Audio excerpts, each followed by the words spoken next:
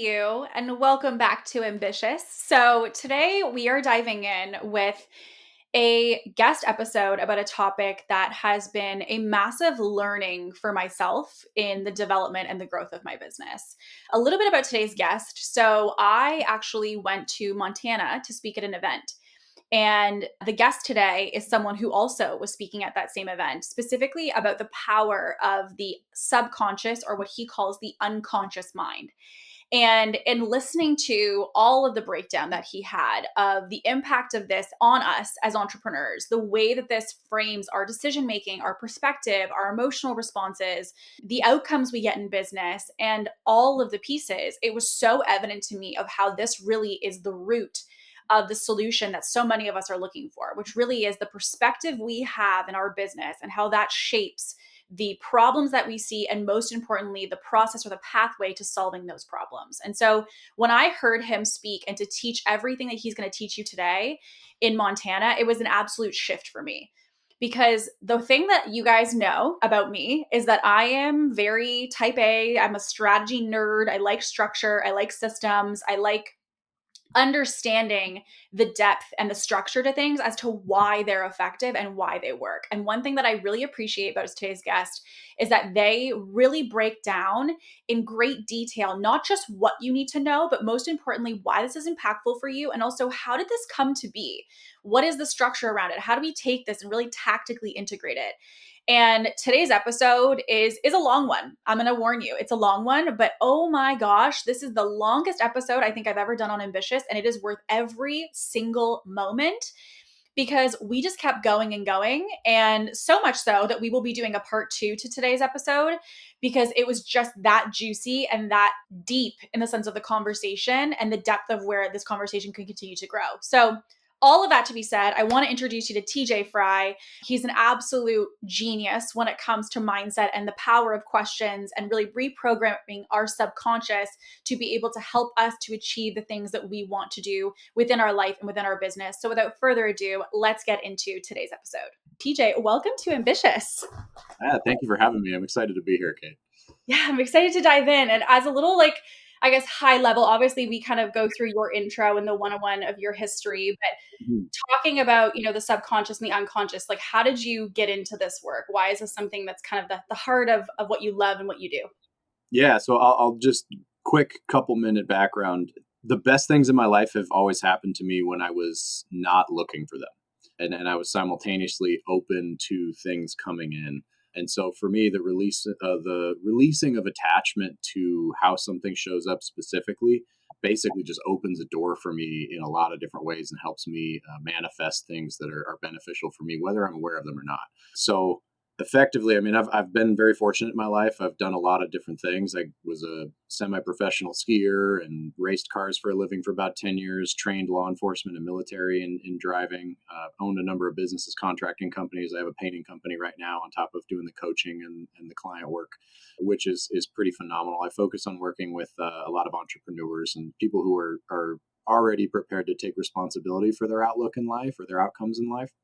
And so effectively, the way I stumbled into doing what I'm doing now was I went to an event in Austin, Texas, and it was a business marketing event, maybe not even marketing, but just kind of a business event. And I knew that I needed to work on some financial acumen and was kind of trying to figure out why it was that I wasn't doing the things that I knew I needed to do in my business to have it be more successful and to make more money.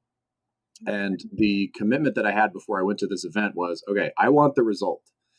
First and foremost, I don't care what they tell me I need to do. I'm going to do it because I want the result. And so when I got there, very quickly found out that it was nothing that I anticipated. It was completely different. Yes, we talked about business and money and mindset and things, but what ended up happening was we dove into the unconscious mind, NLP, which stands for Neuro-Linguistic Programming, and a number of different avenues, some including hypnosis. And so I basically just was like, all right, cool. This is outside of my wheelhouse, but I'm all in. And I went all in, and it has absolutely blown my mind. I ended up going through a lot more training and courses in NLP. I'm a certified NLP trainer at this point. It's something I'm very fascinated by. And my whole life, I have been very fascinated with the mind and the brain and how people think, how it works. Not to be confused with what people think, because I'm certainly not a mind reader. It's just, it's very interesting to me figuring out neurological processes and how we arrive at decisions and beliefs and values, etc. So, yeah, it was a total accident, and I just fell in love with it. And so far, it's been wonderful, and it's helped me in a lot of different ways in my life. I feel like that's a lot of entrepreneurs too, though. A lot of the ways that people fall upon their business is like they never had a plan for it and it kind of found them in a way. Yeah, They're like, okay, agreed. this fits. And I never had it as part of my vision, but here we are. NLP, I think there's a lot of people have a lot of mixed opinions about what it is or how it works or, like kind of, I guess, the Yeah, definition of it. And so I know that you're someone you're very well educated and you have a lot of knowledge in a lot of things. And so I would love in your experience of going through all of it. And I know you're also a very critical thinker. So you don't just take things at thank face you. value and be like, here's the definition. And I guess I'll take that. You really Yeah. assess things. For you, in having your experience in NLP, like what would you say if you were almost going to like define or explain to somebody NLP is? Well, I think it's important to understand a real basic level of background in where it came from. It was actually NLP was created in the 70s, 1970s. Bandler and Grinder, the two guys that basically came up with it. And effectively, what they were doing was they were trying to look at people who were very successful in whatever avenue that may have been and studying the patterns and the behaviors of those highly successful individuals such that they could reproduce the results for themselves. And so basically, NLP started as a study of patterns to be able to recognize behaviors and actions that lead to success or lead to specific outcomes. Mm-hmm. Very, very intelligent guys. And effectively, what they ended up doing was they discovered that there's a common neurological process within the human mind that is largely misunderstood. I think a lot of ancient cultures understood that there are connections between the conscious and unconscious minds, and being able to explore those and try to integrate the conscious and unconscious minds again as it used to be when we were young children. But as we grow older, our society kind of tells us to spread those things apart, right? So there's things like imagination or what have you. And basically what we've done is we've kind of focused humanity on the conscious mind, which is very powerful. And don't get me wrong, like the frontal lobe, where we do our rationale, where we do our logic, our critical thinking. It's a very important element of what makes us human beings, that and opposable thumbs. But basically, like it's this incredibly powerful element of who we are is our conscious mind. Unfortunately, because it is so unique and because it's kind of difficult to actually consciously think about one's unconscious mind, we've Mm-hmm. almost neglected our unconscious mind. And so my journey currently is delving more and more into my own unconscious mind and into the unconscious mind of other individuals and society at large to understand how people think and potentially where and how some of their decisions and things come up consistently for them. So basically, the goal for me is to be able to integrate the conscious and unconscious minds, respect both of them, acknowledge both of them, and learn to communicate with both of them. Well, one of the things that I also wanted to echo, because I think for me, it was one of the interesting pieces that I heard you explain, which was I often heard people reference it as the conscious and the subconscious mind. And I know a lot of the verbiage that you use, I may fall back into old patterns. So don't mind if you guys hear me interchanging those words today. But Yeah. you use unconscious versus subconscious. Why is that? Correct. So that's by design. Now, quite frankly, the unconscious and subconscious minds are they realistically they are interchangeable for all intents and purposes. However, linguistic being the middle word in NLP, I do believe that the language we use is very important. So a lot of people have heard about self-talk and speaking, referring to yourself positively, say things as if now. Mm-hmm. And a lot of entrepreneurs, I think, kind of have this automatic like defense wall that comes up when we start talking about mindset or things of this nature. It seems a little woo-woo. Yeah. And so for me, the NLP element was grounded in science, grounded in study. And that's really what resonated with me because I grew up in a family. My father was a surgeon, so I grew up in a very scientific family. I'm also a man of God. I was raised Catholic. I'm a recovering Catholic at this point. And so to be able to combine my faith and to be able to combine my scientific belief, I do not subscribe to the notion that science and faith have to be separate. I think they're both beautifully able to be combined in a beautiful manner. And so I choose to say unconscious, and here's why. Sub, the presupposition of the word sub or the preface sub means that it's under or less than. And I would argue that our unconscious mind is actually significantly more powerful than our conscious mind. So if we think about just from a physical standpoint, our brains, right? So the frontal lobe, of course, is that's where we live. That's our ego, our identity, who we are, all these different elements. However, it's very limited on the actual amount of data that it can process because if you think about it like a computer chip, which is what a lot of people compare our brains to, you're very limited in how much data you can process immediately. So the unconscious mind allows me to do all kinds of different things automatically, and I don't have to think about it. And so the frontal lobe being the area where all these beautiful elements of our existence take place, where we exist, like where TJ lives, is in the frontal lobe. However, there's a massive portion of my mind and physical brain, right? Hippocampus, the medulla oblongata.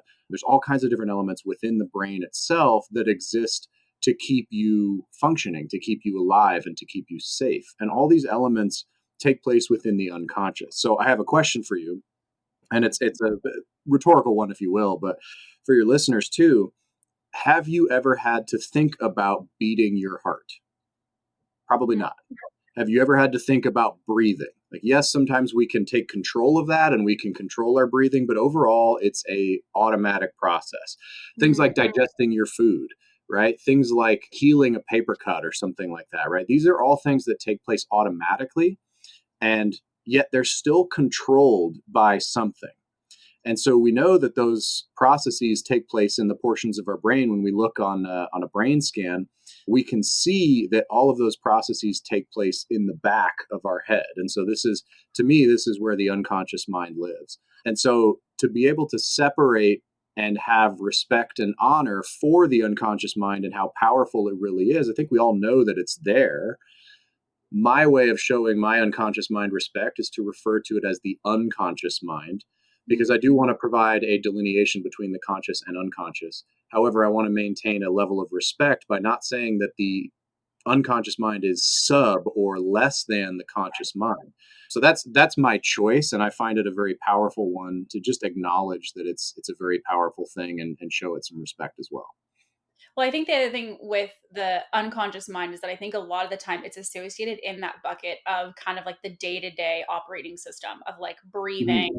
like you're saying, or like the things that basically become second nature of our living every single day. But I think, especially in the entrepreneurial space, a lot of the emphasis is on limiting beliefs, on memories, on learning, and the sense of like, is it caught or was it taught, and where all of that is stored. And so I'm curious if you're thinking about in the aspect of what an entrepreneur could tap into if they really understood the unconscious. What kind of things are happening in the unconscious mind that would be outside of like the day-to-day operating system for us? Well, so it's an interesting question. I think to be able to understand what you can do with it, you first have to understand what it is. And when I say it, of course, I'm referring to the unconscious mind. Effectively, it is, like you said, it's our operating system. That's a phenomenal way to look at it. It's the processes that take place in the background that don't require us to be able to, or to have to rather, think about specific processes throughout the course of the day. And so it's a very powerful element because without it, we don't exist. We cease to live. I think that once we acknowledge that the unconscious mind is incredibly powerful and it does basically run our day-to-day lives, whether we acknowledge it or not, and that conversation honestly can be rather uncomfortable because then suddenly people think that we're kind of trained that like, oh no, I'm thinking my way through life, but really, are you? Because when you respond, like if someone says something to you and it rubs you the wrong way, or you get cut off in traffic, and you have like an emotional reaction, well, what led you to that emotion? A lot of people just say, well, it's because that guy cut me off in traffic, or it's because of this. Well, in truth, one of my favorite sayings that I use with my clients: where you point your fingers, where you send your power. So if you're pointing your finger elsewhere, you're giving an external locus of control, meaning that you're giving away your power to be able to take control of your emotional state and your emotional reaction. Mm. Our mind is so powerful that it does this process extremely quickly, so we don't even notice it happening. It's very similar if people have seen the movie Inception, where they discuss dreaming and how your brain creates and perceives so well that we just exist right between the two. Well, the truth is, we're also doing that in day to day life. And so, Mm. because we're perceiving at the same rate that we're actually creating things when we dream and when we walk around in everyday life, something has to be taking care of those processes. So, for an entrepreneur, what can be beneficial about understanding the unconscious mind and building a relationship with it? And sometimes it can be weird to talk like that, but it is like I talk to my unconscious mind. Oftentimes it's auditory digitally, and that like I'm doing it internally. I'm not just walking around talking to myself. Which is But also I do totally acceptable if you decide that you want to do that. I I support I that. do. Honestly, from time to time, I definitely do. And I find it interesting that like sometimes when people get into stressful situations, they talk to themselves, right? Mm. So, and I would imagine most people listening have been at a position in their life where like my personal favorite, and this is because it's something very near and dear to my heart because of things I deal with. When I have to go to the bathroom, like really, really bad, sometimes I'll start talking to myself like, oh God, why are we doing this? Like, why are you doing this to me?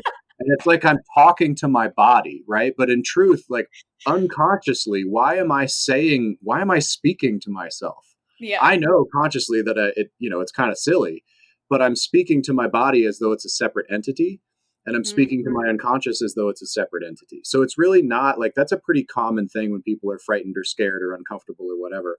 And so I think most of us have had that experience at some point. And so that's an acknowledgement, albeit on a tacit level, that's a tacit acknowledgement of the existence of the unconscious mind and the importance of it as well.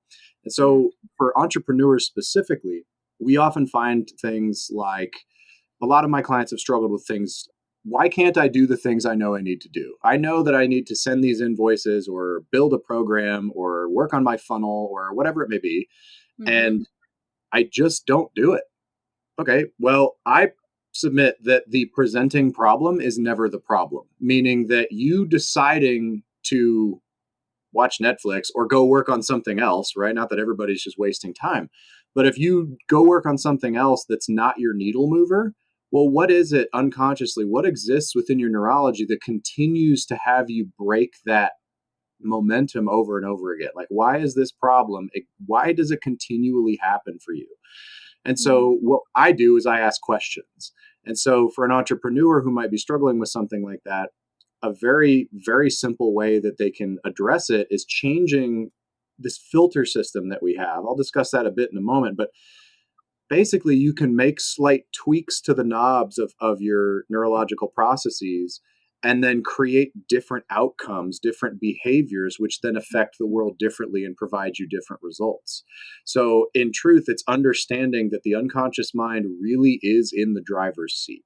Consciously, we're in the passenger seat and we can think about it and we can talk about it. We can like, hey, look at the cows going by. Like, oh wow, those are some really big buildings. Like you can look around from the passenger seat, right? Like anybody who's married has probably had an argument in the car because the person in the passenger seat feels like criticizing the driver. Like this is a normal thing.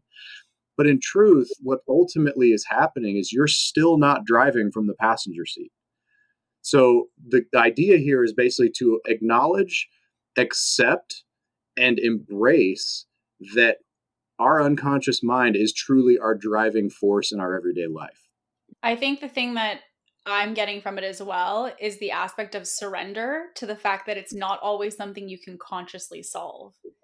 Because I Yeah. think that I'm gonna be honest with you guys. I had a conversation. We had a fire pit when I was in Montana, and I was just sitting hanging with TJ, and he took me to church because he asked me a series of questions that really, like, truthfully, unpacked for me in probably about, I would say, 10 or 15 minutes what I haven't really been able to get to the root of in therapy and coaching. And I've been living this world for years.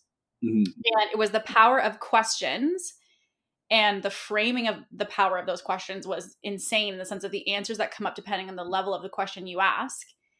And the other aspect, which was kind of shocking for me, which was what I consciously believed every day and how I was living, versus when someone had an intentional goal of tapping into the underlying beliefs of not what I was saying, but what I wasn't saying. Mhm. That aspect for me was massive. And you talked about the power of questions, because obviously a lot of what we talk about in coaching is don't tell, always ask. But something I think which is a massive part of NLP, and this is obviously what I had learned from you, which was like the pathways of the brain and understanding that the questions you ask basically help you to understand all the different hallways that there are and go explore those to see like where is the block and how can you rewrite those. And so questions wise, if someone wants to understand what kind of questions you're referencing, what do those questions look like to help Sure. somebody to kind of understand what it would look like to tap into it? Because I'm sure for an average person, tapping into your subconscious, people often assume with like psilocybin, Oh yeah. hypnosis, right? Like we don't Yeah, think yeah. about the aspect of tapping into it on a daily basis. But I love something you mentioned earlier, even with the breath, which I think is such a great analogy and an example of this, is like your breath is something you don't think about until you have the ability to tap into it to do breath work in the aspect where you're Right. like, now it's shifted into the conscious because I have an awareness of it. And from that point, I can move into the conscious to deal with it. But there's also an aspect of how you get it over that line to being aware of it and to being conscious of it. Because even for me in our conversation, in getting some of the coaching from you, which was a series of questions, it allowed me to have an awareness that I couldn't unsee after that conversation. And so Yeah. now, like probably intentional, but whether intentional or not, that seed was now planted. And now I can't go through my day to day life with the same perspective that I had before the conversation. And all of Yeah. that came from the power of questions. Like when you talk about kind of like navigating and rewriting neural pathways and our understanding of our experience and the way our unconscious works, what does that look like to kind of rewire that? Well, so I'll use an example here with that I do with basically every client that I have. So as you mentioned, when we had our fire pit evening and we were just kind of sitting around talking, I have a fairly good understanding at this point of how people think. Obviously, everybody is different, right? And I want to be very clear that sometimes that rubs people the wrong way. I want to be very clear. There's a major difference between how people think and what people think. Okay, I'm not a mind reader. I don't claim to be. That's ridiculous. So it's all about understanding how people reach conclusions. And so to be able to ask those questions effectively, you basically need to understand how we process information as people. So what I'll do here real quick is I'll give you my favorite 4 questions. So these are basically my 4 questions to bedrock is what I call them. And effectively is what that does is it allows you to dig down to the deeper problem. So as I mentioned a little bit ago, I believe that the presenting problem is never the problem. So if you come to me and you're a client and you say, you know what, I just cannot break past the $100,000 a month mark in my business. Okay, well, I submit that that's not actually the problem. I submit that there's something much deeper than that, right? Mm, If it's same story for the person who maybe struggles to do the things they know they need to do. Now, I can't tell you what's going on in your head, right? Like you, Kate, or you, listener, whoever it may be, I will never be able to tell you what's going on within your neurology. I don't know what you're thinking, right? So any coach that tells you like this is what's going on, I think that's a mistake. And I will say I have a major problem with a lot of talk therapy. Now I do think that therapy and counseling and mental health is incredibly important, and I'm very grateful that it's becoming, much more prevalent and less taboo to discuss and to take care of oneself. However, I also have done enough therapy and counseling in my life that completely ignores the unconscious, or it says it's the subconscious and says like, well, subconsciously you're thinking this, or this might have happened to you when you were a child or whatever. And that can all be valid, that can all be legitimate, but a lot of times the unconscious mind is effectively ignored, or it's not even discussed or understood before going into changing the unconscious processes. So it's mm, kind of like if I was going to fix a car that had a carburetor on it, but I don't have a carburetor and I don't know how it works and there's no gas in the tank, I'm probably not going to be able to make any effective changes. Now, maybe I can actually accomplish what I want, but how am I going to know if it works without putting fuel in it and without understanding the system? So to me, it was always important to say what's going on and understand as much as possible what's happening such that I can effectively target the actual problem. There's a wonderful saying in the trades. It's a great metaphor where basically you have let's say you need some plumbing done on your house, right? And the plumber shows up and he just walks over. He goes, "Oh yeah, I see you got a little bit of a leak. I'm going to go over and I'm going to tap this thing one time, and then I'm going to send you a bill for $10,000." yeah. And The client's like, what the hell, man? All you did was tap that thing, and like the three other plumbers I brought out couldn't figure it out. Like, how come I have to pay you so much more than everybody else? And his reaction would be, well, what you're paying for is the knowledge of where to tap, right? So no, you're not paying for my physical expertise or my physical work, but you're paying for me to get it done. So as coaches, I think we all have heard that metaphor many times, and I do think that's very important. So the reason I bring it up is this: I want to share those 4 questions with your audience, so hopefully they can kind of resonate with them and suddenly start asking some questions and maybe go, oh, there's something to this. And then if you're all right with it, Kate, what I'd like to do is delve into more specifics on Yeah. what the unconscious mind is and how it works. Because I think understanding how you can change it is great. But if you do that without understanding what it is and how it works, you're not going to have as good of a result. Mm-hmm. So first and foremost, the 4 questions to bedrock, meaning the bedrock based problem. My personal favorite one that I use right off the bat, right? When did you decide that? This is a great example. So somebody might say, you know what, I just suck with numbers. I'm not good with numbers, so I have to bring in an accountant and a bookkeeper. Well, my question immediately to that statement would be, when did you decide that? Okay. Now that's not the beautiful thing about that question is it's not an accusatory statement. It's not saying you are good with numbers, you don't believe it. It's not saying that, yeah, you're right, you're bad with numbers. It's just giving them the opportunity to say, oh man, I never realized I actually made that decision at some point. When did I make that decision? So it's actually an empowering statement. And there's a big difference between the two, because an accusatory statement raises the defensive walls and people don't want to allow further conversation because it gets uncomfortable. But when I ask that question, when did you decide that? What that allows them to do is actually take a position of power and say, when did I decide that? So suddenly it's actually given you the ability as a client, or even with yourself, these are great questions to ask, and say like, okay, when did I decide I'm bad with numbers? I don't know what the answer is going to be, right? So somebody might say like, well, when I was in, 6th grade, I failed math and the teacher told me I was never going to be good at math. All right. Like, I don't know. Like it doesn't really matter what the answer is. It matters that it's truthful and that the person listens to what comes up, because in truth that will come from your unconscious mind. You ask your unconscious mind and it will give you an answer. That's what it's there for.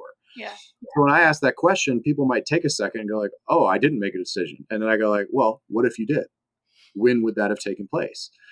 As soon as they actually go, "Oh, you know what? It happened when I was 13 and I got the score wrong at a basketball game and some friend made fun of me and now I just feel like I'm bad with numbers." Okay, cool, great. Again, I don't care what the answer is. My goal is to get someone to answer. Mm. That automatically, now you're one step beneath the surface level, right? So suddenly you've gone, you know what? I'm picking up this shovel and I'm going to start doing some work. Mm. So I love that question because it's very empowering. So initially, like I said, when did you decide that? Once that's established, which is usually fairly quick, another question that comes up, there's the next 2 are, what is the purpose of that belief? What is the purpose of that decision, right? Sometimes you can rephrase it. You can say, what's the higher purpose? Or what's the intention is another good way to phrase that. But effectively, what's the purpose and what's the intention allow you to say, okay, so I made this decision, and why did I make this decision? So in NLP, we never ask why, because unfortunately what ends up happening is people start to consciously evaluate things. So we Mm. avoid why, which is why instead of saying, why did you make that decision, which is an accusatory statement in a way, what we say is, what's the purpose of that decision? And then there's no walls that come up and people can say, okay, you know what, I did make that decision. What was the purpose? Well, it was, I decided I was bad at math because I was embarrassed and I wanted to protect myself from being embarrassed again. Okay, great, cool. But now you've dug down another level. So we've Mm. avoided, again, the accusatory statements. We've dug down another level. All right, well, you've decided that you needed protection. Well, what's the higher intention? What is the higher purpose of that protection? Was it, safety? Is it love? Is it, who knows, right? But that further answer can then bring you another level deep. And ultimately, once you go through, there's usually about 4 to 5 layers that most people will go through. Some people have some real deep traumas or deep decisions or limiting beliefs. I mean, you start talking about past lives and all kinds of wildness, man. Like it really gets crazy at sometimes. But in truth, like most people go through a couple few layers and they get down to something. And a really good indicator for when you're getting close is when it feels uncomfortable. You'll start feeling like, this is, why am I doing this? That's your unconscious mind protecting you from discomfort. And that's when it's important to push through. My favorite question at the very end, you're getting somewhere and you're almost there. And then what I like to ask people is, what could you possibly believe about yourself such that you feel that you need safety that was provided by the protection that was provided by the decision that you were bad at math? So it's a hierarchical process. What could you possibly believe about yourself that you needed safety? And maybe their answer would be something like, well, I'm not safe. I'm unsafe. I don't feel safe. Okay, great. Now we've reached that bedrock.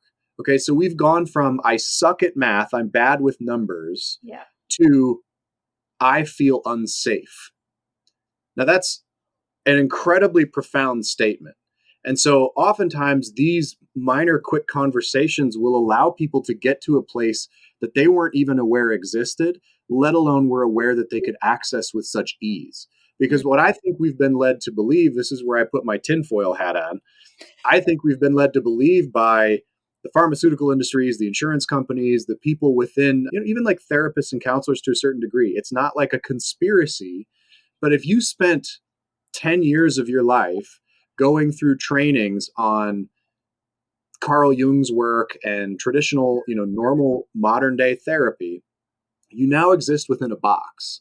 And so because you've spent all this time and energy invested into this box, you live in this box and it's very uncomfortable to break out of it. So when some clown with a funny shirt and a cowboy hat shows up and says, hey, maybe it only takes 15 to 20 minutes for you to actually reach your real problem. Yeah.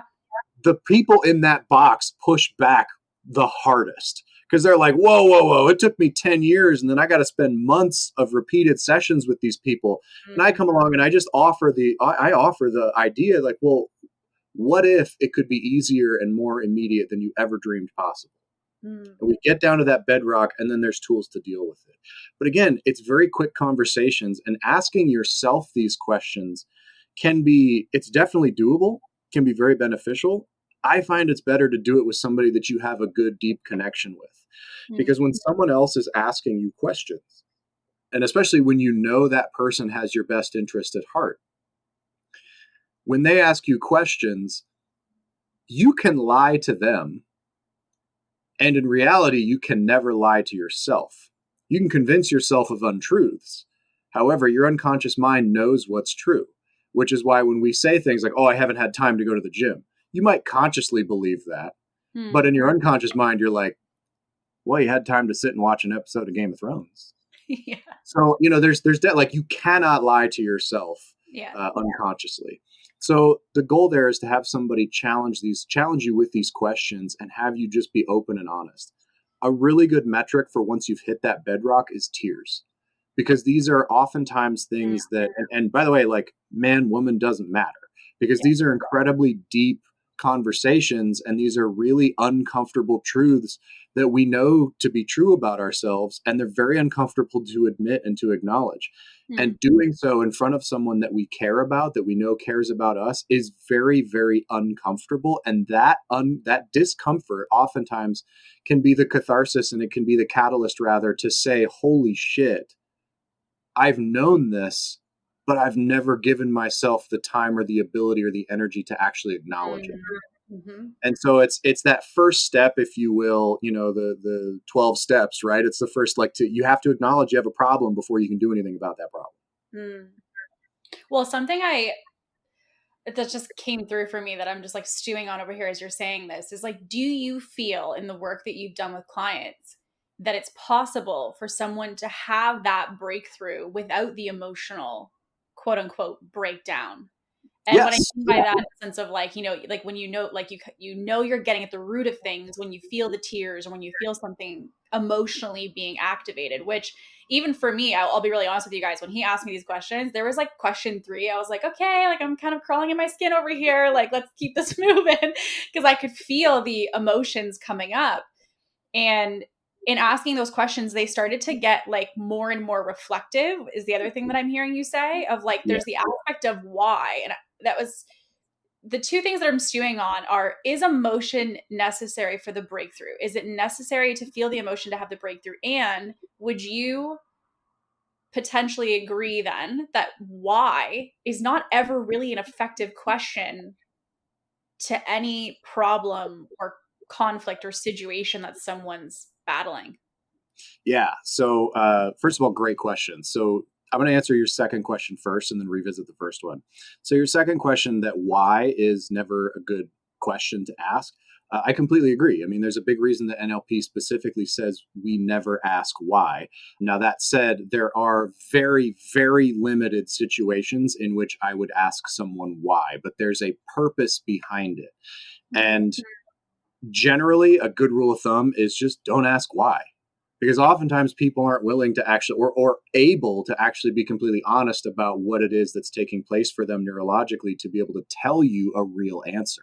So if I ask my wife, who I love dearly, why are you mad at me, right, about whatever it may be, she could easily pick something. Oh, you didn't take the garbage out. I've been changing Aspen too much. Our daughter's name is Aspen. Like, if you ask why, you open this myriad of possibilities that anybody, the person you've asked, can just pick and choose. If you keep the frame within them, then you give them the ability to actually go deeper and hopefully get to that real root of the issue. Right. So if I ask my wife, why are you upset with me? Maybe it is something like I didn't vacuum or I forgot to take the trash out. Okay. Sorry. I'm a human being. At the same time, if we spend a little bit of time and I say, all right, what specifically is bothering you? Now notice I'm it's not that different of a question, but I'm phrasing it with what specifically. Hmm. Oh, well, you didn't take the garbage out. Okay. How specifically does me not taking the garbage out upset you? Well, I just feel like I'm pulling more. This is not an actual argument we've had. Okay, I'm just making it up. But point being, like, she might say Danny's something like, it's along. finally getting acknowledged. Yeah, she might listen to this later.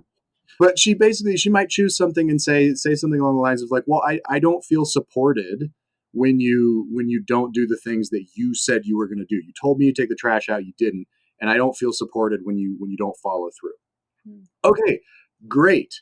That's way deeper and much more foundational and will have a much larger impact on our day-to-day lives when my wife tells me that she doesn't feel supported when I do something than just that she's upset that I didn't do that thing. So again, I avoid why and I try to keep the locus of control internal to the person that I'm speaking with. And that becomes really important and really empowering because it focuses the direction of the conversation. So that's a roundabout way to answer your second question, which is why is not necessarily a great The reason question. I wanted to also ask that is I even find Mhm. for myself and with clients, when they will experience a moment of like, I just don't understand why sales feel so hard, or I just don't understand like why I seem Yeah. to get so emotional about X. It's always from Yeah. a space of like, something is wrong, is usually the assessment, Mhm. automatically out the gate. And with that, it's very, in hearing it back now, even from you, extremely analytical and less reflective. I think that's the biggest distinction that I'm hearing, which is like, one is very Yeah. like logistical, analytical thought, which really, frankly, is quite playing in the conscious. When you It think is. about then reflective, it's not really going any layers. It's just kind of circling the problem when you're analytical. Whereas really based Yeah. off what you're saying, reflective is like peeling it back like an onion to go deeper, deeper, deeper instead of just Yeah. ruminating around the Yeah, problem. absolutely. So a great example of this is that question that you just used. Why are sales so hard? Okay. Now, immediately, we talked about the 4 questions a minute ago, right? The first thing I would ask is, when did you decide that sales were hard? Hmm. Because immediately, like, okay, now we're digging down. Now we're actually going to Yeah. make some progress real quick, Yeah. right? So that's a common thing that I would do, just to like into pattern interrupt and be like, all right, no, we're done with that conversation. Like, let's figure out where we're going from here. To readdress the question of why provides this just endless sphere of creativity in answers. The truth is, people want an answer. And oftentimes the answer is not something that they're comfortable with, or there may not be a specific answer. And so when you say why, you're not guiding the conversation. You're basically turning someone loose. You're turning a 10-year-old boy loose with a firecracker and a lighter and going like, cool, go give me something. And so what you want to do is you want to say like, all right, here's what you're going to do. 10-year-old son, I want you to take this firecracker, put it in the driveway, go light the fuse, and then run away as fast as you can, okay? When you give that clear direction, you're going to get a more clear result. So why is just turning things loose. When you change the question and you reframe it to what specifically about sales do you find hard? Now, number one, you're framing it. So you're saying, okay, we're talking about how you feel about sales. We're talking about sales. So immediately, like, all right, I'm going to stay focused on sales. I'm going to stay focused on my decision around sales and why specifically, like what specifically is difficult about sales for me. Great. But you've directed the conversation such that their unconscious mind follows that directive rather than just being like, sweet, where do we go? So you absolutely like, I avoid why just because it gives you this vast possibility of exploration for your unconscious mind to follow. And one of the things, and I do want to get into this, but one of the things that our unconscious mind does, it loves to serve and it needs clear instructions to follow. So part of why we avoid why is because it's not clear instructions. And if you say what specifically about, in the case of my wife, what specifically about me not taking the garbage out bothers you? Now I've given her a clear avenue and her unconscious mind can stay on that track and go, oh, here's the result. And we can make progress versus just like cruising around in the middle of nowhere. Yeah. So once again, that's why I avoid why. Can you phrase your first question for me again? Because you asked about why, and there was something before that, and I want to get back to that. I was thinking about the times where I've had the biggest breakthroughs. And when I'm reflecting on it, when you were talking, I was thinking about how many times I've oftentimes been forced through effective questions. And frequently, actually, which is interesting in therapy, there's a lot more questions. And the thing that I've recognized with like you and peers and anyone in this space is it's actually very few questions. Like a lot of the time, back to your note of talk therapy, we ask a lot of questions back and forth. There's a lot of ruminating and like, well, why do you think you feel that way? And a lot of, again, like circling the drain around it, right? But the thing that was interesting is there's been a series of like 4 or 5 questions that have unlocked emotion in me. And I've even seen you do this with other people and them coaching them. And it's a series of maybe 4 or 5 questions. And then you see the emotions start to come up in the sense of crying or kind of freezing, wanting to, frankly, run away in the sense of completely shut down. I'm not doing this right now. And I have heard there's always mixed opinions about it, right? Like I've heard someone else's kind of motto is the idea of like having that breakthrough without having the breakdown.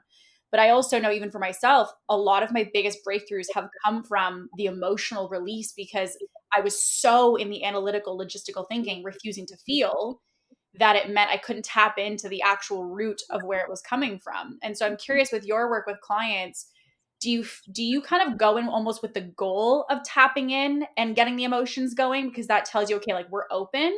Or do you think it's possible for, someone who maybe is super analytical in the way that they are, in the sense of the way they process, that maybe emotion isn't needed for that aha moment to happen? Okay, so to be honest with you, there's not, I don't have I have a very strong opinion on this. Okay. I don't have any factual data or anything to back this up, but in my experience, here's what happens. The unconscious mind is the exclusive domain of emotions. Okay, and we know that to be true. Here's why. Have you ever had to think about loving your family consciously? Or do you feel that emotion? I'm going to be honest, TJ, I have some moments where I'm like, I love you. But yeah, I know. Oh, yeah, sure. But as far as the emotion of love, you don't think love, you feel love, right? You feel fear. You don't think yourself afraid. Right. So conscious thought is not capable of processing emotion. So emotion exists only within the unconscious mind, period. Like there is no debate on that. When you look at an EEG, the brain scans and whatnot, you can see it take place in the back of the mind where the unconscious exists. So we know that to be true. At the same time, when we're trying to access the unconscious mind, which also happens to be the exclusive domain of emotion, is it possible for someone to access their unconscious mind and make major shifts without emotional responses? Sure. Have I ever seen that happen? No fucking way. Okay. So it's ultimately because our emotion exists within our unconscious mind. To me, what seems to happen is people have an emotional response, and it can look. Tears are a great one, but it's not the only that's not the only emotion that we have. So I've had a couple clients where like we've dug down to this level and they just shut off because they get pissed, right? They get angry, like, oh, they might have another belief. One particular person who obviously I won't name, but really struggled to get to that bottom belief because he had another belief that we had to then identify before we could get to the root cause. His belief was that he was not good enough. And if he wasn't perfect, then he wasn't worthy. He wasn't good enough. And so if he found anything about him that he didn't deem as perfect, then he wasn't good enough. And so that pissed him off. So whatever the neurological connection there was. So when we got down to this level of like, hey, what could you possibly believe about yourself? Or my personal rephrase of that, what must you believe about yourself such that you feel this, you believe this, you whatever. Mm-hmm. What must you believe about yourself such that XYZ? He would just shut down and be like, no, dude, screw this. I'm not doing it. Like, I'm done. It's like, okay, fine, man. Like, I get paid either way, but I would much rather you actually get to the base problem. Yeah. So, yes, but I would say that emotion has been present, and it's usually very strong emotion is present in every breakthrough that I've ever done. I genuinely cannot think of an example where it hasn't been. That said, is it mandatory? I would say probably not. I don't honestly know the answer to that question. I'm sure there's somebody who's very logical and whatnot that maybe doesn't have a great connection with their emotions, particularly the entrepreneurial space. I think there's some of those people that exist. It's just that I also believe that those people do have the ability to access those emotions, and maybe there was a traumatic event or belief or decision that they made previously in their life, for whatever reason it may have been, that precludes them or prevents them from accessing those emotions. So in my mind, if they struggle to access those emotions and they can break through without those emotions, wouldn't one of the goals of my work be to then help them reconnect with those emotions unconsciously? Mm-hmm. So again, I actually haven't run into that yet. It's an interesting question. I actually am probably going to ruminate on a little bit because I don't know the answer to that. Yeah. And I wonder too, when I'm thinking about that client being resistant, because I would think about if you're listening to this and you ask yourself these questions, I would hazard a guess because I remember myself having this moment when you asked me questions, which was that you got me to a place and you asked me a question, and my answer that came up in my mind, I denied. I was like, nope, Yeah, that's not my belief. That's not mine. I don't agree or resonate with that. And so yeah, one thing that I'm curious about is when people start to unpack their unconscious, because again, it's not something that they've consciously chosen to believe or to absorb. When those come up, are often what you like reveal or have them kind of see mirrored back to them, is that often something that has been taught to them, or is it caught along the way? Like, is this something that usually people have this aha moment and go, oh, that does kind of connect? Or does it kind of sometimes feel like this isn't mine, but you still So have an awareness of it? you said it perfectly. So you said you denied that answer. Mm-hmm. Okay? That's what happens. When you and I had that conversation, even though you initially denied the answer that came up for you, did that answer end up being accurate? Yes or no? Yeah. Yeah.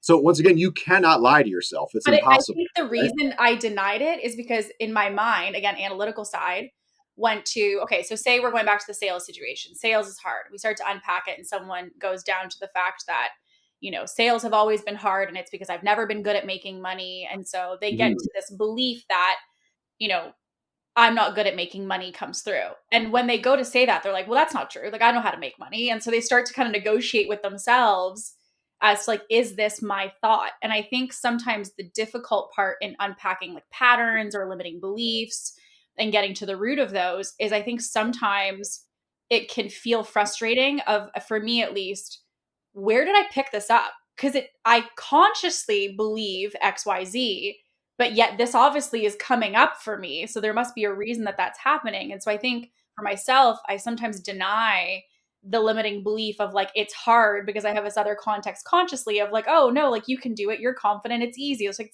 tug of war almost, because Yeah. you don't necessarily always feel like you've chosen to have those limiting beliefs or fears or resistances, but yet they present themselves. Yeah. So 100% agree with you. So like you said, when you have a conscious belief that is in direct conflict with your unconscious beliefs, which one do you think is going to win? Mm. So and that's a rhetorical question. In truth, the way that I look at, you might remember this from the event, but for your audience, I'll explain it. So I look at the conscious and unconscious mind as though it's an iceberg. We've all seen those pictures of the icebergs where there's like 10% of it outside above the water and the vast majority of it is beneath the water. If the conscious mind is what we perceive and what we see, that's the part of the iceberg that we are aware of. That's what we see as human beings above the water. That's things like willpower, short-term memory, logical thinking, critical thinking. That's our ego, if you will. That's where we as a person, as an individual, exist. All the stuff going on underneath the surface is the unconscious mind. So this is your beliefs, your emotions, your habitual behaviors, your values, your long-term memory, your imagination, your intuition, right? So all of these things that take place under the surface that we just don't pay attention to because they're happening as the operating system, as you so eloquently put it, Mm. it's that's all present. And so what we have to do is we have to acknowledge that that's there and then understand how powerful that is. So if you have a belief, a deeply installed unconscious belief that a decision you made previously, and this is an important point here, all beliefs were once decisions, but not all decisions become beliefs. So you can make a decision that doesn't turn into a belief because a belief is more powerful than a decision. However, every belief that you maintain, every belief that you hold dear, that you hold true, was once a decision that you made. And so the goal here is to basically acknowledge that they are two different things. And simultaneously, if you have a belief unconsciously that you're, let's say, I'll pick a real simple one. You have an unconscious belief that you're unworthy. Mm. Okay. I'm not saying where it comes from, doesn't matter. You, for whatever reason, you have an unconscious belief that you're unworthy or you're not good enough. They are different, but they're very similar and very common, quite frankly, in entrepreneurial circles. So if that's your core belief, and yet you stand in front of the mirror every morning and you say your affirmations to yourself when you do your miracle morning, as I do, right? Or if you meditate or if you do any of these things and you stand there and you go like, no, I'm the shit, I'm badass, I'm worth all kinds of money, I'm great, I got this, right? Now you can temporarily overpower that belief. And yet, still, I would venture a guess that every person who does that eventually finds themselves, as you mentioned earlier, you said repeating old habits, right? Falling back into old patterns. It's because the basis of your existence is your unconscious mind. That unconscious belief is what's supporting the rest of that iceberg. So, Mm. your conscious layer on top, great, that's what people see. Yes, you can operate on that level. And until you acknowledge the power of the unconscious mind is really what's running the show, that's what's in the driver's seat, that's what's holding everything up for you. Until Mm. you acknowledge that and begin to address those things, you will never be able to fully eliminate or fully get rid of or change the belief that you have at that unconscious level. So that idea in itself is incredibly empowering for myself and for a lot of clients because basically what it does is it says, hey, I'm in charge here and I can actually access my operating system. Mm. Like your conscious mind is just an app on the phone that is your life. And if you have a messed up operating system, then your app's not going to work the way that you want it to work. So the goal is to get the operating system functioning the way that you want it. Well, I'm almost thinking as you're saying that as well, there's like this vicious cycle because you've got the aspect of, I'm thinking of the affirmations in the mirror. And Mhm. so you say the affirmations in the morning, okay, like this is how I'm going to program my brain. But then because you haven't gotten to the bedrock, as you noted earlier, you end up still having those old beliefs still popping up. So I would hazard to guess, if anything, by not addressing the unconscious mind, you're actually further deepening and ingraining the shame and the feelings and the lack of worthiness because you can Yeah, see the evidence of all the work, quote unquote, that you're putting in on the front end consciously, but you're like, I just don't understand. I've been doing affirmations yeah, every morning for the last 3 years and I'm not seeing this shift, or I manifest the following and I've been tuning into this and I'm telling my mind, this is what we're doing, but yet I still have the feelings and those beliefs yeah. coming up. And so I feel like if And then, anything, and then sometimes make what's it the even question that worse. everybody asks? Everyone in that scenario asks the same question. why am I doing this? And then we're back to the Yeah. why question, right? Right. So Right. you're absolutely right. It's a vicious cycle, and it Right. sucks to get caught in. And so this is one of the major breakdowns for me, anyways. This is what I see as one of the major breakdowns in therapy, is that you can focus on the conscious elements of your life all you want until you address the unconscious, the operating system of your life. Until you address that and make it work the way that you want it to work, you will never be able to completely override that. You can make progress, you can do well, you can do great, but here's the thing, it's still operating, whether you like it or not. So, my goal is to get people comfortable with what the unconscious mind is, and then how to change it, how to address it, such that number one, you can build rapport with your own unconscious mind and be able to address the things that you want to address. So, okay, if it's okay with you, what I want to do is take a little bit of time here. Do you have a question for me right now, or can I No, maybe no, delve I into want to, you something? know what's coming up, which I feel like is exactly where you're going. I have a gut feeling, which is Okay. okay. So every single woman that I have in my ecosystem is like, okay, great. I get the knowledge. I have the awareness. Teach me how to fix it, which is like, I now understand what my unconscious mind is, the power of it. Maybe potentially you're even listening to these situations and questions. You're like, okay, that's literally me. And I need to figure out how I can break through this cycle. And so I know obviously you do coaching. So there's the aspect of Mhm. facilitation, but I also have seen you teach self-coaching models of like kind of how to tap into this as you're saying yourself. Yeah. So yeah, would love to just give you the floor as like someone's in this place and they know that they're like, I think my unconscious is really the thing that's keeping me from the results I want in my business, my life, my relationship, whatever it might be, like how to really tap into making those shifts. Yeah. So first thing, we talked about the four questions to bedrock. Great. Let's say you've done the work, you've dug down, and whatever it is. Now, again, a really common one is that people feel like they're not good enough or they're unworthy. Those are super, super common. In fact, I don't know that I've ever worked with someone that hasn't had some degree of that, Mm. especially in the entrepreneurship world. So if you are dealing with that right now and you're listening to this, please know that that is extremely common, and that's a good thing. Okay. That's the same reason when you go to the doctor and the doctor's like, oh, it's a common cold. Yeah, just do this. Mm. You're way happier than him being like, I've never seen this shit before, and we're gonna have to do some tests and figure this one out. You'd always rather Such a good something that, analogy. Such a good yeah. analogy. 100%.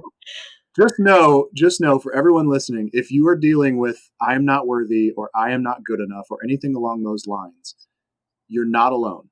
Everyone I've ever worked with has dealt with that, myself included, by the way, has dealt with some level of that.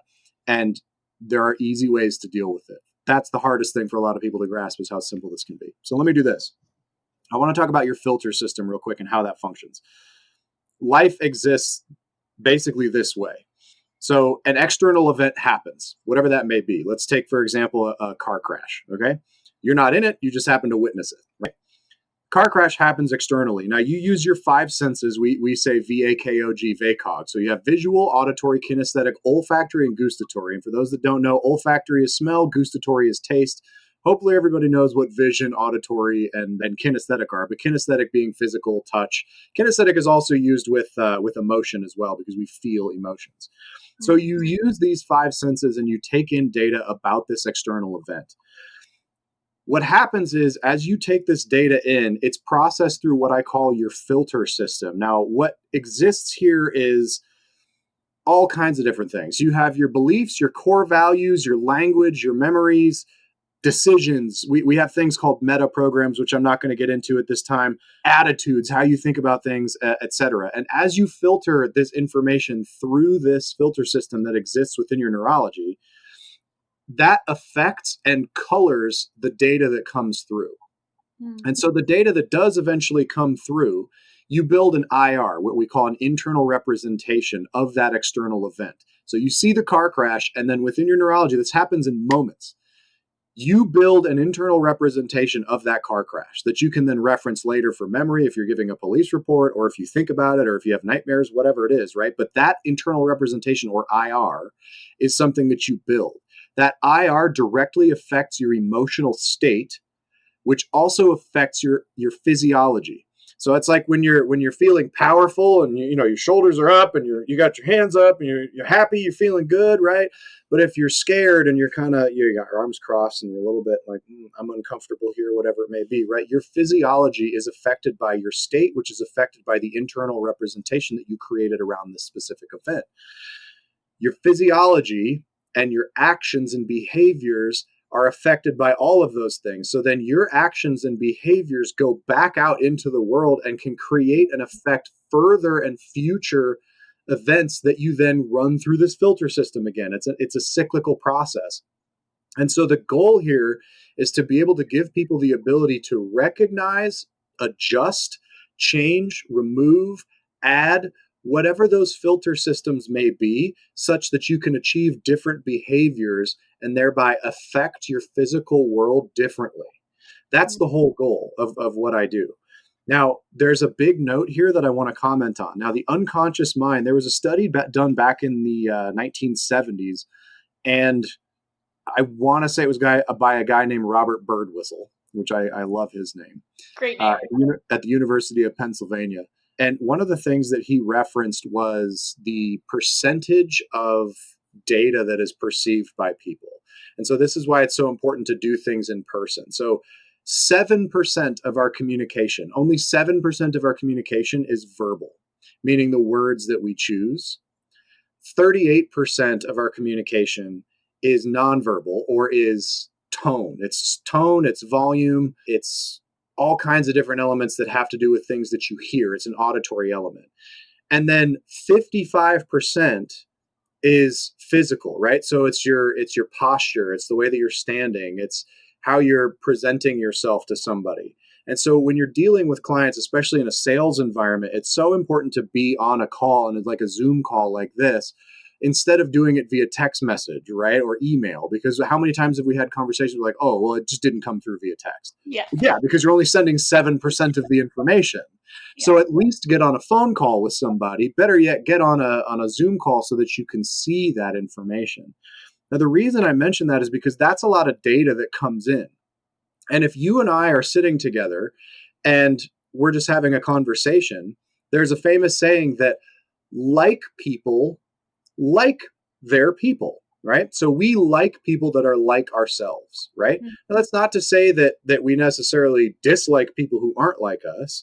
It's just the reality is, like, people that our unconscious mind takes as similar to us, we feel more comfortable quicker with those individuals, right? Mm-hmm. That's how we survived as tribal people. Like, if you didn't fit into the tribe, you didn't look the same, like, oh, that person makes me nervous, I'm not going to trust them as much right away, right? So now I'm not saying that that's acceptable. I'm just pointing out that that's a result of our evolution and as human beings. Mm-hmm. And so our unconscious mind takes in all of this data without us even knowing it. And one of the other studies, and I will point out here that the numbers they use to me are irrelevant. It's the point behind this that I think is important. There was a study, I'm forgetting the exact one at the moment. I can send it to you if anybody would like to see it. But this particular study said that our unconscious mind, or that our minds, take in roughly 11 million bits of information per second. How you quantify that, I have no idea. Wild. The point is, there's a lot of data coming in. Mm-hmm. And they say that consciously we can only process about 126 bits of data per second. So we go from a dump truck full of toothpicks, a toothpick being a piece of data, down to like a handful of them. And we do that every second. Well, how does our unconscious mind do that? Because our unconscious mind receives all of it, right? So our unconscious mind uses three processes. One's called distortion, the other is deletion, and the other is generalization. And it works like this. All that data comes in, and your unconscious mind goes, you know what? Vast majority of this is irrelevant. So, like, case in point, you and I sitting here right now, or maybe one of your listeners listening or watching a replay of this, you might be looking at me, and you probably notice, if you think about it, you'd probably see that there's a shade right behind me. But in truth, that hasn't been relevant to this conversation until this very moment. So the shade behind me, or maybe like the tone of my voice or the color of my shirt or whatever it is, if you're out on a jog or you're on the treadmill or whatever you're looking at, point being, all this data is coming in for you visually, auditory, kinesthetically, etc., that you're just ignoring. Your unconscious is just deleting all of it. It says this is irrelevant to the conversation that's being had. So it just deletes the vast majority of it. Then there's distortion. So something that comes in that maybe we don't necessarily recognize, but our brain, our unconscious feels like is relevant. And so it puts that in a box that it feels is maybe accurate, even though it knows it's not. So there's a great example of this. Like we've all seen the videos of cats jumping away from cucumbers, right? So that cat is acting on an unconscious level. Yeah, Yeah, that the cat is literally just reacting to what it thinks is a threat, right? So it's reacting to this threat, and effectively the cat's unconscious, if you will, right? The cat's brain is effectively telling it this is a threat.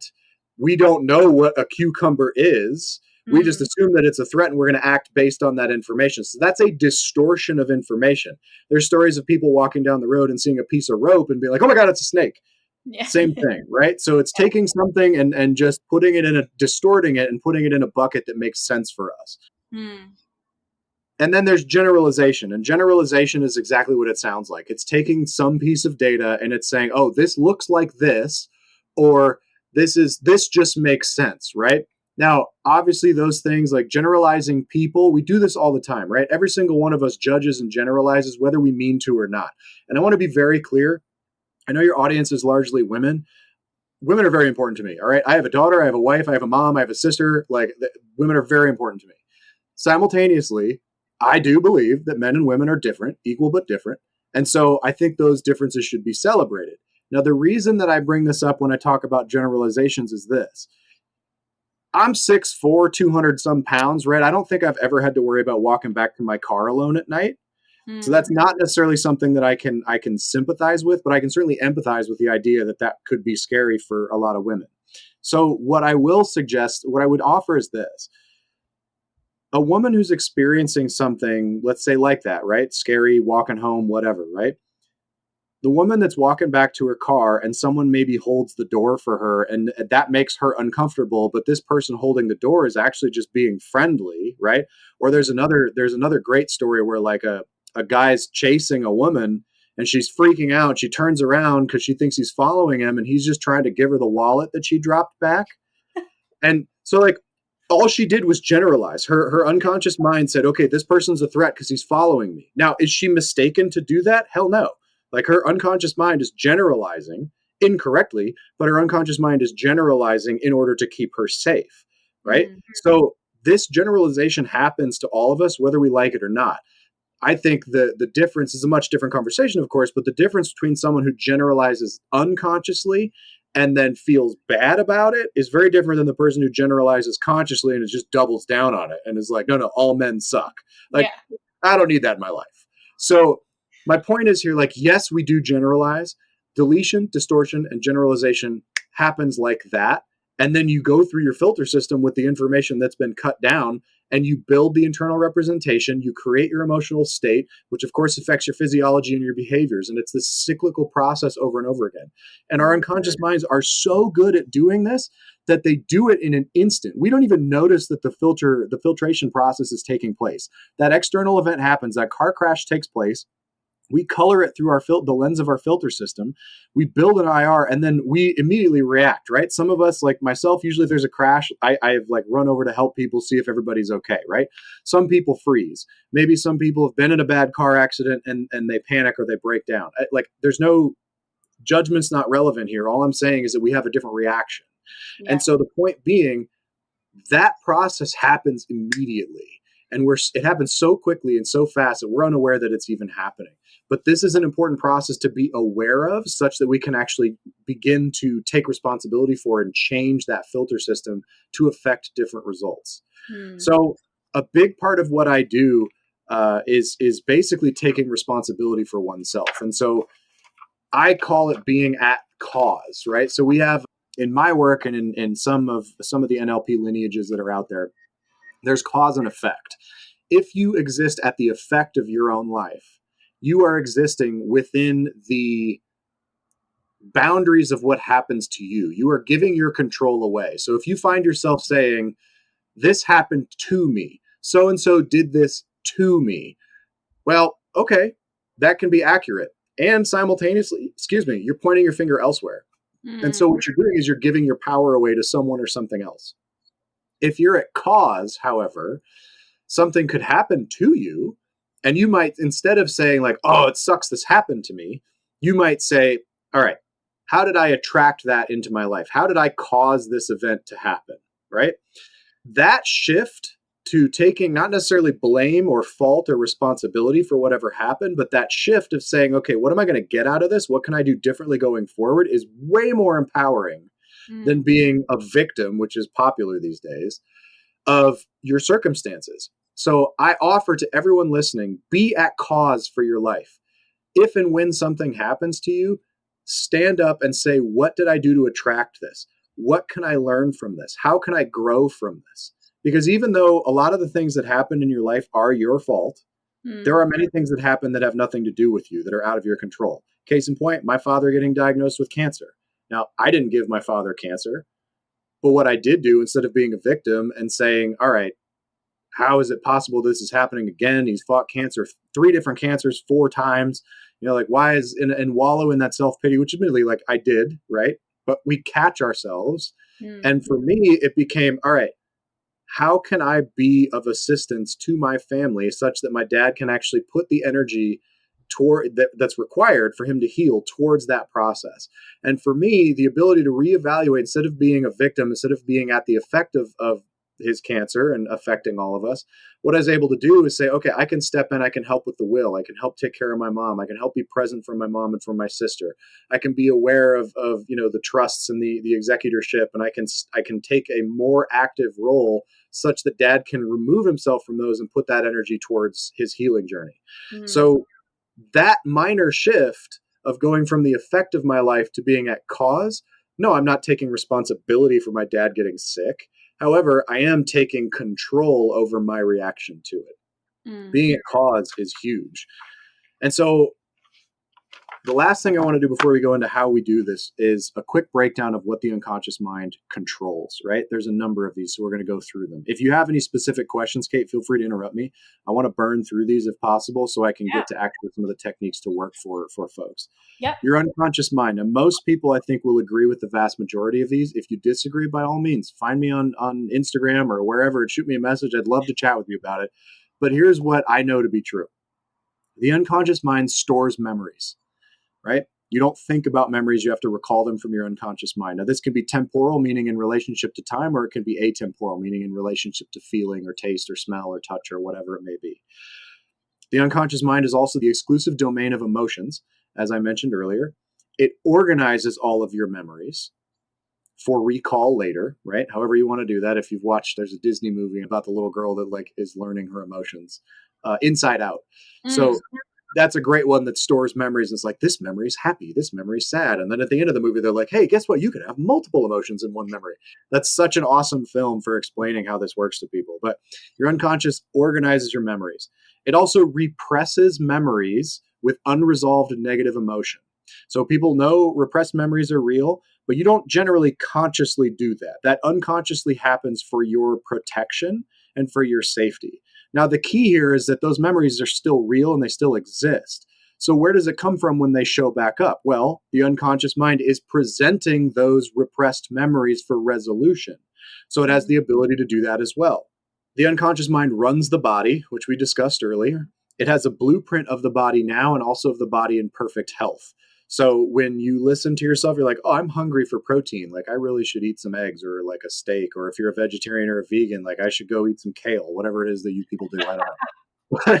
But in all seriousness, like, I'll respect every choice in the world. But I tease because I love meat. But point being, it has the blueprint for what your body needs. And so when your body tells you that you need a certain thing, if you're thirsty for water, right, it's probably good to drink some water because your body and your unconscious knows what your body needs. Your unconscious preserves the body, right? So we know that, and especially like when you get injured, right, it heals it, it can protect you from things. It's a highly moral being. Now, here's the thing: morality is only the morality that we have been taught and accepted. Okay, so because of cultural differences or because of where you came from, the morality that you and I have, Kate, may be very different. I think we're very much aligned, but my point is that morality doesn't mean like my morality does not apply to you. Mm. The morality that your unconscious mind accepts is the morality that you accept personally. So it's a highly moral being and it follows your morals. Your unconscious mind also enjoys serving, as I mentioned, and it needs clear orders to follow. And then Mm. finally, a couple more things. So it controls and maintains all your perceptions. It generates, stores, distributes, and transmits energy to different parts of your body. Case in point, like sending your white blood cells to attack an infection type thing. You don't think about that. At least I sure don't. Yeah. It maintains instincts and generates habits. It needs repetition until a habit is installed. Your unconscious is programmed to continually seek more and more, which is why addiction is a thing. Mm. It functions best as a whole integrated unit. And what I mean by that is the conscious mind and unconscious mind they function well when they're apart, but they also function much better when they integrate together and they work as a whole integrated unit. Your unconscious mind is symbolic, meaning that it will receive meanings from things that may or may not be present, which is why sometimes, especially in arguments with couples, you hear someone be like, "What do you mean by that?" Like, well, whoa, I didn't say any, like, I didn't say that. Like, that's, Yeah. hold on, dial that back. So Yeah. it receives symbolism. It takes everything personally, right? It doesn't mean offensively, but like everything that happens to you, your unconscious mind processes as though it's happening to you. Mm. It works on the principle of least effort, meaning it will always, just like water and electricity, will always find the easiest way to get there. So will your unconscious mind. And here's a really key important one. Your unconscious mind does not process negatives. What do I mean by that? This is a key important one, so I'm going to spend just a moment on it. Your unconscious mind does not and cannot process negatives. What that means is when when I ask you as a listener, when I say, don't think about a blue car, immediately the vast majority of you probably thought about a blue car. Whether you own one or you've seen one or whatever, you probably thought about it for a moment. But what I said was, don't think about that blue car. Mm. Unfortunately, because our unconscious mind cannot process negatives, it doesn't hear the don't. What it hears is, think about a blue car, right? So we know this to be true. And this is one of the reasons, because our unconscious mind cannot really perceive the difference between reality and visions, right? Which is why Olympic athletes are well known for visualizing their runs before they do them. Our unconscious mind basically just goes with what we're feeding it. And when we say don't or no or not or what have you, what it hears is what we say, which is why I believe it's super, super important to say things the way that you want it. Say it the way that you want it, not how you don't want it. So if you're focusing on, if financial struggle is your thing right now and Mm. you are tired of being broke, quit saying that. Change it to say, I want to be wealthy. I want to be successful, whatever it is. Say it how you want it. Because if you say, I don't want to be broke, what your unconscious hears is, I want to be broke. I know this is not the example that we're on, but the instant one that came up for me is like, I don't want to eat so much cake anymore, and all you Yeah. can think about is cake. Yeah. Like I'm thinking about dieting Perfectly. or anything along like the food or any of that aspect of dieting and workout. Like I don't want to skip the gym anymore. Like I don't want to be inconsistent anymore. Like I need to go to the gym. Sure. So let me just stop you right there. So what you just said was, I don't want to skip the gym anymore. So what do you want to do? I want to be consistent in the gym. Boom. So say that, Yeah. because that's what you mean. I'm just thinking about how many, like, I'm reflecting as you're saying this on how many just conversations with like peers, family, people in your ecosystem are like, oh, like I don't want to eat that, or I can't eat that. Like in the Yep. sense of like, it's always usually Oh actually yeah. and ruminating on it over here, often framed Yeah. in the aspect of the negative. And by the way, I'm 100% sure that if you go back and watch this again, I'm sure you will see me do this as well.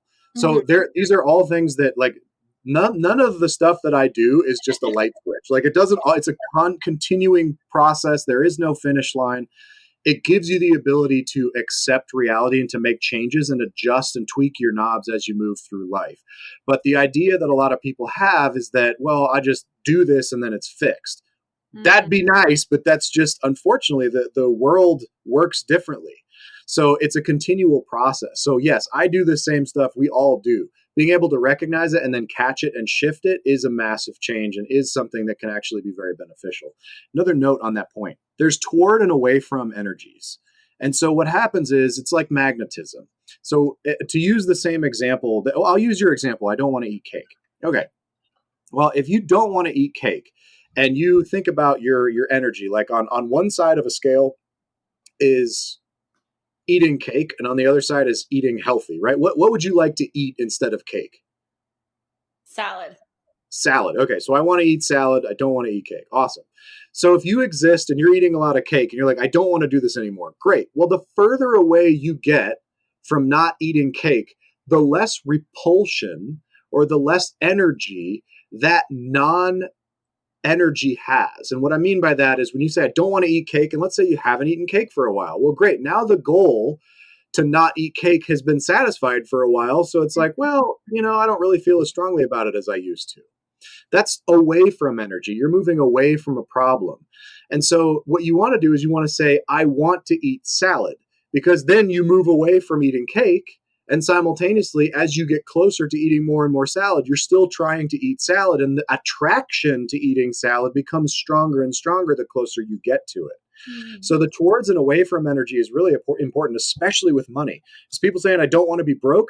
Great. You can move away from being broke, but you'll only be so successful because you only get to a spot where you're just comfortable enough to not feel broke, which is why a lot of people get to a position of comfort and can't seem to break through the glass ceiling. What I would suggest for those people, focus on what you want. Say, I want to be wealthy. I want to be successful. I want to be rich. I don't care what it is. Say what you want so that the attraction continues to move you towards that goal instead of away from what you don't want.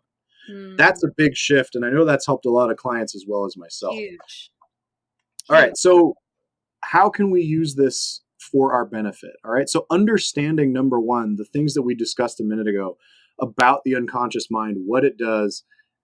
If we think about the unconscious mind as a young child, okay, which really in my experience has been the best way for me to communicate with my unconscious mind.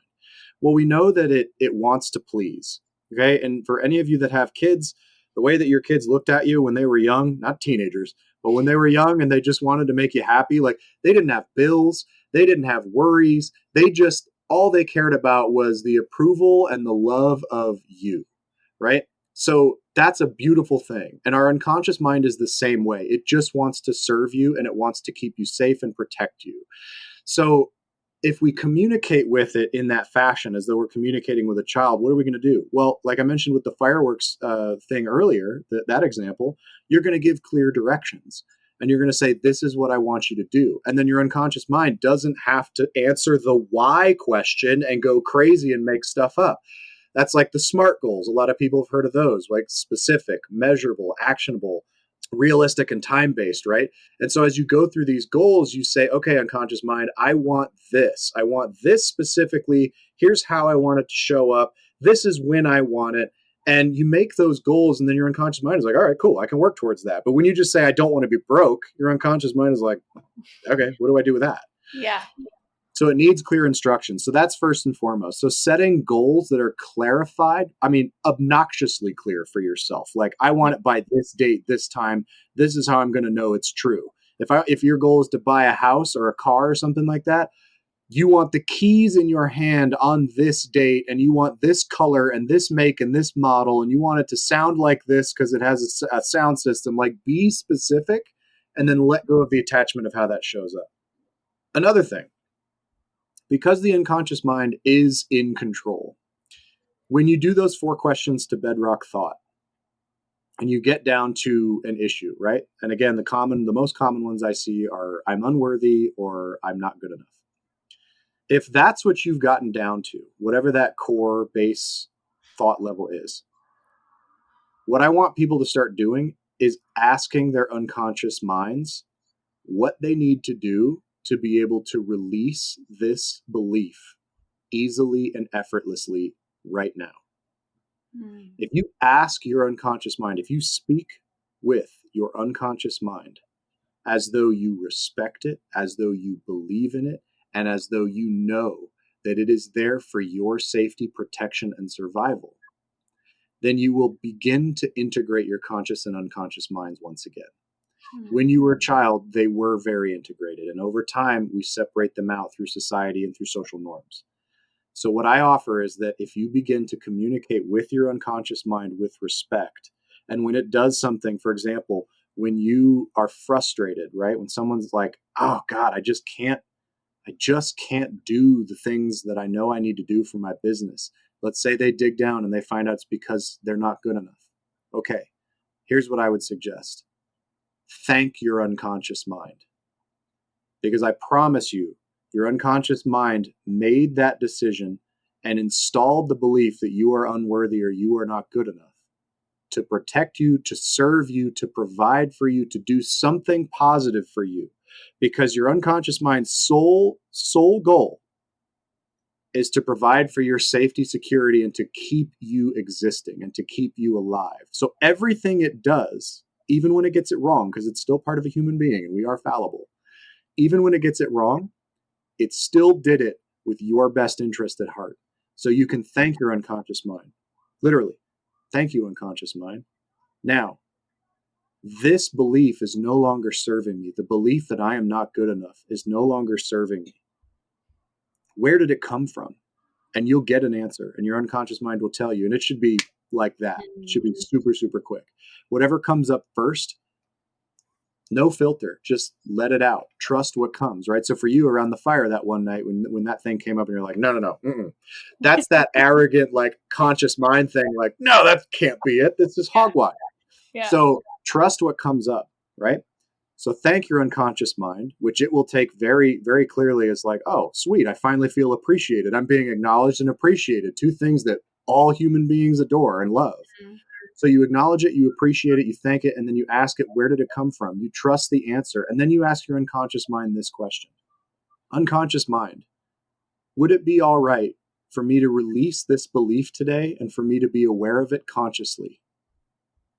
And your unconscious mind will say yes or no. And if the answer is yes, then you proceed to the following question, which is, unconscious mind, what specifically do I need to do to release this belief today? And whatever you get, go do.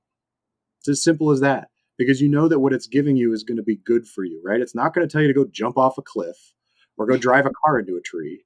It's going to tell you to go sit in silence. It's going to go tell you to call your mom, right? It's going to tell you to do whatever it is that you know that you need to do to be able to release that belief. Because what you've done is you've acknowledged it, appreciated it, and said, hey, I need your help. And this belief that you installed is no longer serving us, and therefore I'd like to release it. And because it's there to serve you, it will give you an answer. Now, very rarely I've had clients that have had unconscious minds and they will get the answer no. When you say, would it be all right to release this belief? And it says no. And this is an interesting case. So this may happen for you if you try this. If that happens, you need to ask yourself about secondary gain. What is secondary gain? Secondary gain is the benefit that you are receiving from something that is detrimental to you in other ways. Okay, so for example, somebody that believes they are not good enough gets a sense of protection or a sense of safety from that belief. Now, it might be undermining their relationships and their business and their life and all kinds of other things. However, the secondary gain that they're getting can be beneficial. So there are situations in which that secondary gain may seem strong enough to you that you may elect, and your unconscious mind may suggest that you maintain that belief for the time being, because eliminating that belief might eliminate that secondary gain and therefore put you at risk for some unforeseen consequence. So once again, I don't know what the right answer is for people. What I do know is that they will have an answer, and that their goal, my job, my whole role is to trust their unconscious mind. Yeah. I will tell everyone this. Your unconscious mind is the smartest mind in the room for you, period. Whether you've ever spoken to it or not, because your unconscious mind knows you better than I ever could or than anybody else ever could. And so when it gives you an answer, trust that answer. Sometimes it sounds weird. And here's the thing, like I've done some dumb shit. I went to the store one time and I was like, you know what? Give me the winning lottery numbers, unconscious mind. I didn't win a dime, right? Because my unconscious mind doesn't know that information. It's a faulty system sometimes, turns out. Yeah, it's still a human being, right? So it's definitely something that we treat with respect, right? We treat it like a young child. We want to basically be loving and respectful and clear, give it directions, and then forgive it when it gets things wrong. Use opportunities whenever present to be able to build that rapport and to further integrate your conscious and unconscious minds.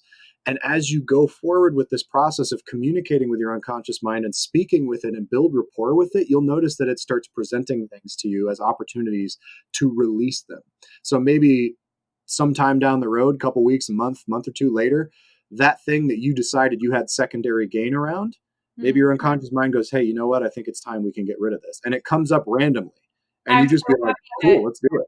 you hit on that, because the event that we were at the end of it, there was a fire ceremony with a couple of people that were at the house. And basically, fire ceremony, for anyone who's not, familiar, it's not like any witch situation. It's basically you write down on a piece of paper the things that you're releasing and that you're letting go of, and you throw those in the fire and you release them. And so it was interesting because there was a time, actually 8 weeks before that, that I had intended to release something. And it was something that I was like consciously like, I need to let this go, because I could just tell the way that it was impacting my life.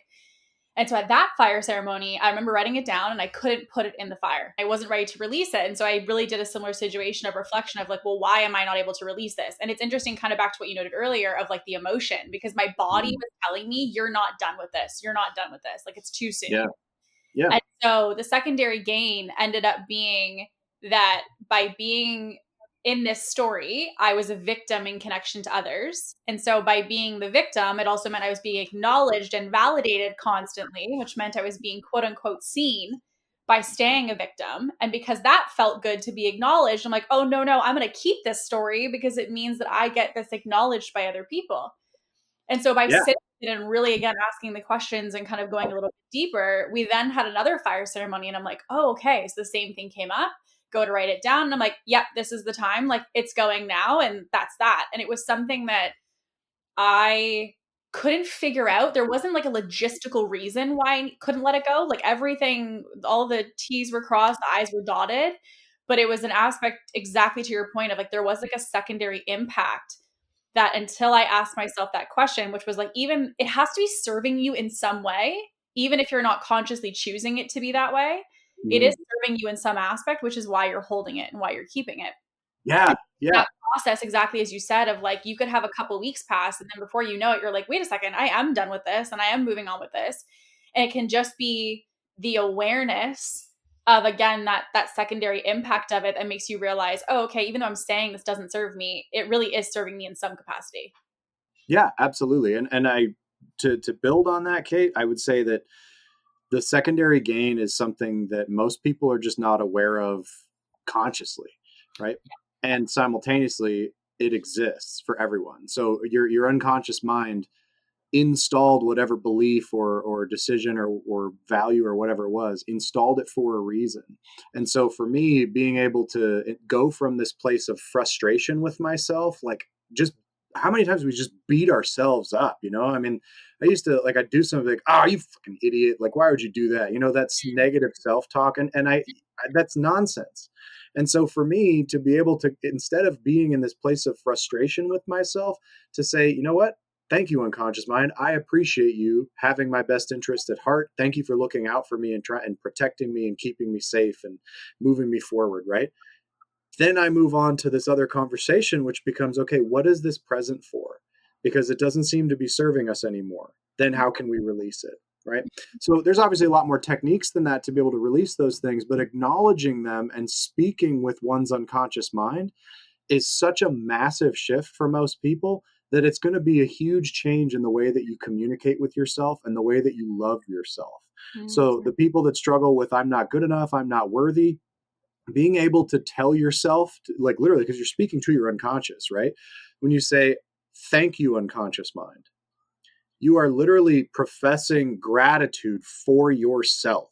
And so it's this beautiful shift internally that gives you this ability to say, you know what, like, oh, maybe I am worthy. It, like, automatically starts to shift things.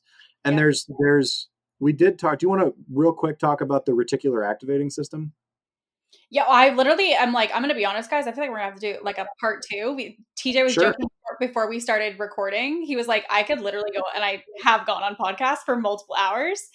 And I'm always like, okay, like, I'm going to keep this like a nice little 1 hour thing for your 1 hour drive or your 1 hour treadmill walk. But even like, obviously, I would obviously love to have you come back and go into a part two of this, because the understanding of this, I think, is so massively powerful. And even obviously in exposure to yourself and, mutual friends between us, understanding of these principles and questions and awarenesses can have such a massive impact on your perspective, and from there your perspective and your ability to solve problems in front of you. Like, I have literally seen TJ, which is why I was like, I want people to know about his coaching, I want people to know about his message, because I've seen him with another woman who was there with us, who was sitting at the fire coaching her, and her having this revelation and this awareness that, again, was all within her. Like, it's not like he told her what to do. It was more of a peeling back the layers and presenting that as a mirror to her,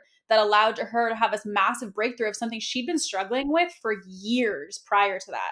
Yeah. And so the aspect of not only, yes, coaching with someone else, but also the self-coaching, there's so much to unpack with it in the sense of principles or approaches. So we will definitely be following this with a part 2 of some kind to help you guys to put this tactically into place.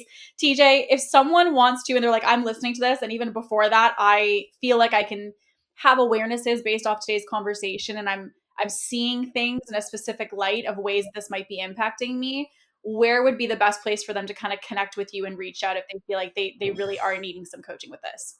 Yeah, and I'd be happy to chat with people. I think the easiest way, email support@lastbestyou.com. That's the quickest way to get a hold of me. I'm also on Instagram. I think it's TJ Fry 406. It's such a powerful thing and a beautiful thing to work with folks, and I love working with entrepreneurs, because ultimately entrepreneurs are willing to, by and large, have to be willing to accept responsibility for their own lot in life. And I think that ultimately people who are in that space are much more willing to be, they're much more capable of being able to get good things out of coaching. I do one-on-one coaching, yes, and simultaneously I'm very selective about who I work with, because I really want to give all of myself to those people and make sure that they get a good experience out of it. So I actually interview my clients at this point, which I'm very fortunate for. It's just I'm only going to work with people who I know are willing to do the work. What I would suggest for everybody, though, because obviously coaching isn't for everybody, it does require some time and financial resources. There are a number of good places to start. Number one, like we talked about, just start talking with your unconscious mind. Start that dialogue, because I promise you, nobody else is going to do it for you. And your unconscious mind has been happy for most of your life existing in the background as the operating system, being totally ignored. And so it's up to you to decide that this is worth a try. And should you decide to do it, and maybe it doesn't resonate with you, that's fine, right? Like I have no attachment to whether or not this clicks for everybody.